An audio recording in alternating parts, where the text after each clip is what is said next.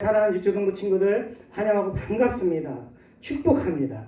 우리 친구들 말씀을 그런데 시작하기 전에 좀 안타까운 소식을 전해드립니다. 코로나가 다시 많이 퍼져가지고요. 2주간 우리가 이제 온라인 영상으로만 예배를 드릴 수가 있어요.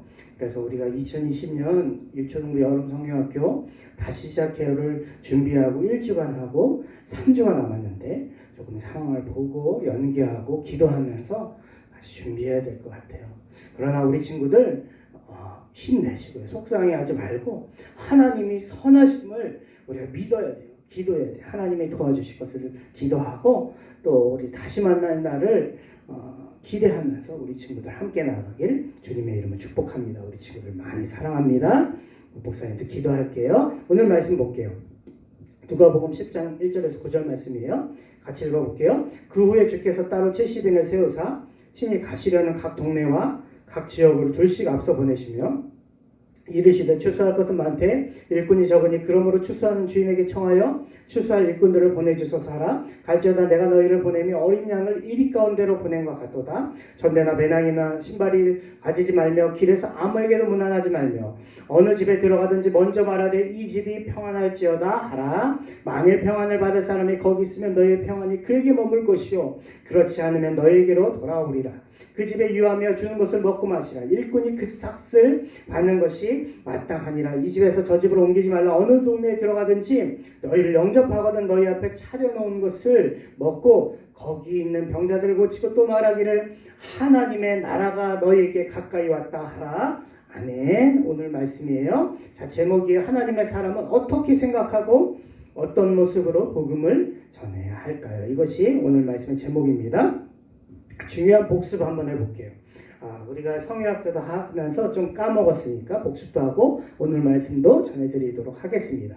예수님께서 가버나움이나 갈릴리나 이 북쪽 지방에서 하나님 말씀을 증거하시다가 이제 하나님의 때가 됐어요. 예수님이 모든 인류의 죄를 짊어지고 목사님의 여러분의 다 모든 인류의 죄를 짊어지고 예루살렘에 올라가셔서 십자가를 지실 때가 됐어. 이제 결심하신 거예요. 중요한 때잖아요. 그런데 어때요? 문제는 사람들이 믿음이 없어요. 믿음이. 어떻게요? 변화산 사건 기억나시죠? 베드로, 야고보, 요한과 예수님의 변화산 사건. 근데 그 내려오시는데 산 아래 귀신을 쫓아내지 못하는 제자들의 어떤 믿음? 자기 부인이 없는 믿음. 하나님을 처음엔 의지했어요. 저는 여전히 연약해요. 죄가 많아요. 저에게는 의로움이 하나도 없어요. 이런 믿음이 참된 믿음인데 이제는 내가 좀 고칠 수 있지 않을까? 내가 좀 쫓아낼 수 있지 않을까? 은연중에 자기도 모르게 그런 막 교만해지니까 못 쫓아내진 거예요. 자기 부인이 없는 믿음. 그 다음에 두 번째 어떤 믿음? 어떤 불신앙적 믿음? 언제나 아무것도 믿지 않으려는 서기관 율법학자들, 이스라엘 지도자들의 불신앙적 믿음, 아무것도 드리려고 하지 않고 아무것도 보려고 하지 않는 이 완악한 믿음, 너무나 믿음이 없어요. 믿음이 없는 세대. 거기에 또 문제는 뭐였어요? 제자들이 세상적인 가치관으로 꽉 차 있었어요. 예수님 지금 예루살렘으로 가시는데 누가 크냐? 경쟁하고 그 다음에 야고보 요한은 사마리아 사람들이 딱 못 가게 막으니까 어떻게 해요? 옛날 엘리야처럼 우리가 불을 명하여 하늘로부터 내려 저들을 멸하기를 원하시나이까? 이런 세상적 가치관. 어머니는 어때요? 야고보 요한 어머니는 예수님 몰래 찾아와서 한 아들은 예수님 좌편에 한 아들은 우편에 이런 세상적인 가치관에 다 차 있는 거 너무 답답한 거예요. 예? 믿음이 없고 그래서 예수님 이렇게 말씀하시죠. 패역한 세대여 내가 너희와 함께 있으면 얼마나 너희를 참으리요. 답답하잖아요. 그런데 오늘 예수님께서 따로 70명을 또 세우셨어요. 둘씩 앞에 보내셨어요. 이해가 여러분 되세요? 예수님은 왜 복음을 전파할 준비와 각오가 되지 않은 제자들을 오늘 또 다시 세워주셨을까요? 이유는 이것입니다. 같이 읽어보겠습니다. 이르시되 추수할 것은 많되 일꾼이 적으니 그러므로 추수하는 주인에게 청하여 추수할 일꾼들을 보내주소서 하라. 예수님은 이 세대가 믿음이 없고 패역한 세대인지를 아셨어요. 불신앙과 배척과 완악함과 핍박에 그러나 뒤로 물러설 것이 아니라 오히려 이때가 어때요? 예수님 복음을 전할 중요한 때다. 적극적으로 중요할 때다. 구원해야 될 때다. 이때라는 것을 알고 계셨기 때문에 이렇게 보내신 거예요. 왜요? 예수님이 이제 십자가에 돌아가시고 3일 만에 부활하시고 승천하시면 우리 마음 가운데 이 땅에 누굴 보내주시니까 성령님께서 오시니까요. 성령님께서. 천국이 이제 결정적으로 더 이때로부터 확실하게 분명하게 임할 것을 아니까 더 급박하게 복음을 전해야 된다. 이것을 아셨기 때문에 이렇게 하신 거예요. 70명을 보내신 거예요. 그러면서 이렇게 말씀하셨어요. 일꾼이 적으니 너희들 연약하잖아. 너희들 아직 부족하잖아. 그러니까 하나님께 어떻게 해요? 추수하는 주인에게 하나님께 청하여 추수할 일꾼들을 보내주셔서 기도하라는 거예요. 이렇게 적극적으로 전도하라고 하셨어요. 왜요? 이때나 지금이나 항상 세상 어때요? 읽어보겠습니다. 갈지어다 내가 너희를 보내니 어린 양을 이리 가운데로 보낸가. 어린 양이 이리 가운데 가면 어때요? 잡혀 죽죠. 너무나 힘든 세상일 걸 알지만 그래도 이때가 복음을 전해야 될 때라는 것을 아니까 어떻게 해요? 보내신 거예요. 하나님의 사람은 그래야 돼. 지금 코로나 시대지만 너무 전도가 어렵고 복음이 어려워요. 복음 전하기가.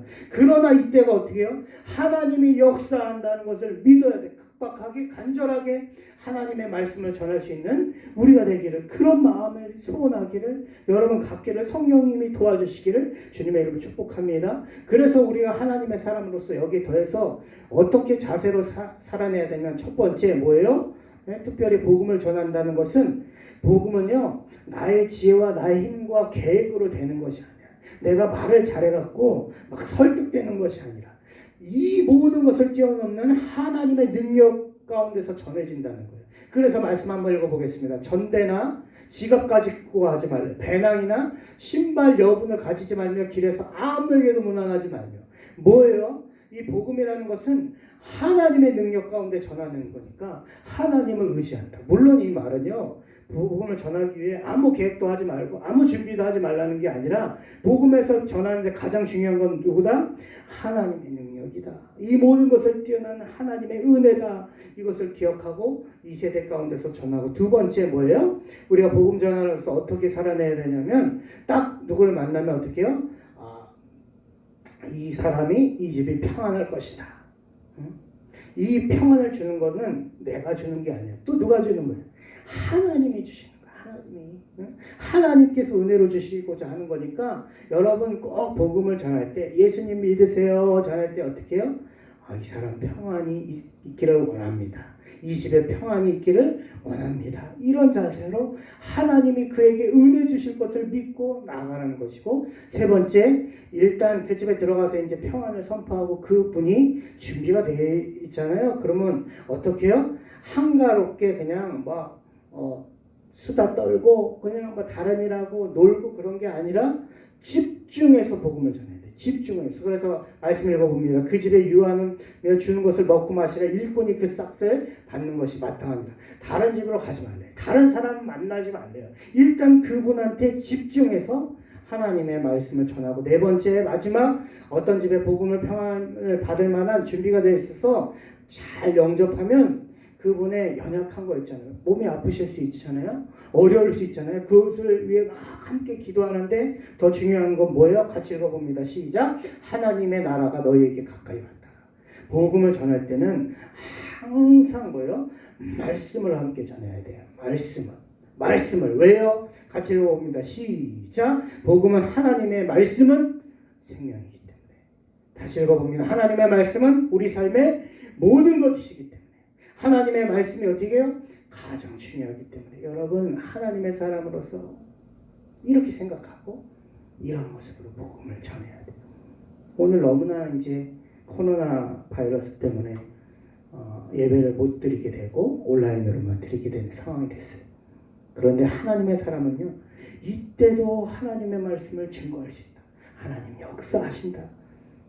믿고 이렇게 네 가지 마음으로 전하는 것. 우리 친구들 용기 잃지 말고요. 끝까지 함께 나가서 승리하는 모든 친구들 되기를 주님의 이름으로 축복합니다. 목사님 기도할게요.